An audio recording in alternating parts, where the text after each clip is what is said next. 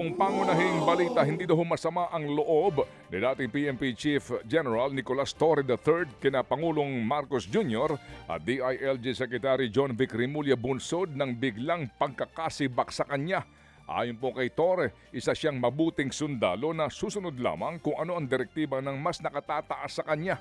Tinanggal man sa pwesto bilang hepe po ng kapulisan, hindi pa naman daw po sibak sa serbisyo si Torre. Pero sinabi po rin ng general na balak niyang mag-leave muna sa trabaho at saka siya ho maglalabas ng pahayag para idetalye ang pagkakasibak sa kanya. Sinabi ho naman ng Malacanang na inaalok daw po ng bagong trabaho si Torre. Wala pang detalye kung saan siya balak ilipat. At ang sinasabi daw pong posibleng maaari pong paglipatan kay Torre ay ang nabakanting posisyon ngayon sa NBI Director. Pero ayon kay Torre, hindi siya kwalipikado sa naturang trabaho. Masyado namang naunang karwahe dyan. Look at me straight in the eye. This is not the first time that this happened in my career. I just came back, bounced back, and do something again, and be credited for it. Reading myself. Ganun lang. Yan po ang tinig ni dating PNP Chief General Nicolas Torre III. Ibabalik naman daw ni PNP Officer in Charge Jose Nartates Jr. ang mga binalasang opisyal ni dating PNP Chief Nicolas Torre III. Nakatakdang ipatupad ni Nartates ang resolusyon ng National Police Commission na nagbabalik sa 12 binalasang opisyales ng PNP. Maaalalang isa ito sa sinabi ni Interior Secretary John Vic Remulla na naging konsiderasyon ng Pangulong Bongbong Marcos Jr. kaya sinibak sa pwesto si General Torre. Nagpatupad kasi ng reshuffle si Torre nang hindi pinapaalam sa NAPOLCOM at sa DILG. Para kay Nartates, nakabilang sa mga inilipat noon ni Torre, normal lang naman ang balasahan sa kanilang hanay. Pero ang giit ng acting PNP chief, dapat ay naaayon ito sa kagustuhan ng NAPOLCOM na siyang namamahala sa kapulisan. Isa sa posibleng maapektuhan ang pagpapalit ng PNP spokesperson na hinahawakan ngayon ni Police Brigadier General Jean Fajardo. Sabi ni Nartates, kinokonsidera niyang manggaling ang tagapagsalita mula sa Public Information Office na pinamumunuan ng Police Brigadier General Randolph Tuanio.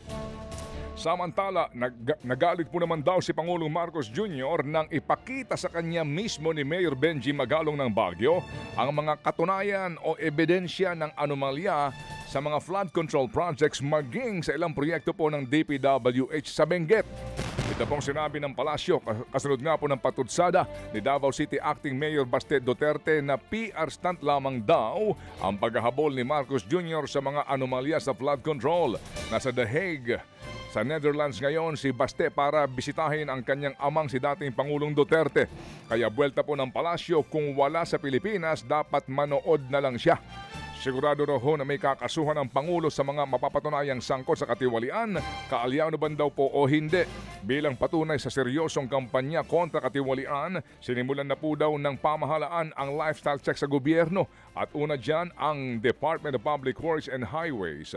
Bukas po naman daw sa lifestyle check ang ilang pangkalihim tulad ng DOTR, DBM at maging DICT. Desidido naman si Senator Ping Lacson na isiwalat ang mga modus ng katiwalian sa sandamakmak na flood control projects. Ayon po kay Senator Ping, laging bumabaha ng pondo pero nauuwi lamang sa madalas na ghost projects. Matatanda ang isiniwalat ni Lacson sa kanyang privilege speech ang umano'y sindikato sa loob daw ng DPWH. Sa bagong impormasyon ng senador, may nagaganap daw na accreditation for sale sa Philippine Contractors Accreditation Board o PCAB na siyang ahensyang nag-a-accredit ng contractors. Ang bayaran nasa 2 milyong piso. Ayon sa senador, hindi na kada distrito inilalaan ng pondo sa flood control. Sa National Expenditure Program o NEP pa lang ay isinisingit na daw ang pondo para daw mabawasan ang pagbaha ng budget insertions na nauuwi lamang sa ghost projects. Ang giit ni Senator Lacson, dapat matukoy kung sinong mambabatas ang nag-propose ng amendment. Iminungkahi rin ni Senator Ping Lacson na dapat ay inspeksyonin ang mga lokal na pamahalaan ng proyekto sa kani-kanilang lugar para masiguro kung natapos nga ba ito o natenga lamang. Itong PCAB, nagre-resort na sa accreditation for sale. No? May mga ganyang reports and I've talked to some contractors, private contractors, na they had this experience. Sila na yung bahala sa bank certificate and other requirements. No? for a fee of, I think, 2 million pesos, no? For a start. So ganito na po kasama talaga yung kalakaran sa ating bureaucracy. Yan nga po ang tinig ni Senator Ping Lacson. At sa pareho din pong pagtatanong ni Senator Tito Soto, nabanggit po mga kapatid sa kanilang talakayan na yun daw pong pickup nga ay nagbigay pa rin daw ng lisensya sa St. Timothy at maging sa Alpha and Omega na mga kumpanya kahit na ang mga ito umano ay mayroon pong mga tax cases na kinakaharap. At may problema din daw po sa mga SEC papers nito. At sa gitna pa rin po ng pagkaka-blacklist ng isang kumpanya. Mga kapatid, mamaya po abangan din po ninyong ating po naging panayam kay Mayor Benji Magalong tungkol sa sinasabi niyang nagulantang ang Pangulong Marcos Jr. nang malaman na mali pa pala siya doon sa presyo po ng rock netting na ginawa diyan sa lalawigan ng Benguet. Sa ilang pang mga tampok na balita, niliwanag po naman ng palasyo na hindi suspendido si Health Secretary Ted Herbosa. Katunayan, nakadalo pa daw si Herbosa sa pagdinig ng Kamara kahapon kasamang ilang pang opisyal ng DOH at ayon pa rin po sa ahensya.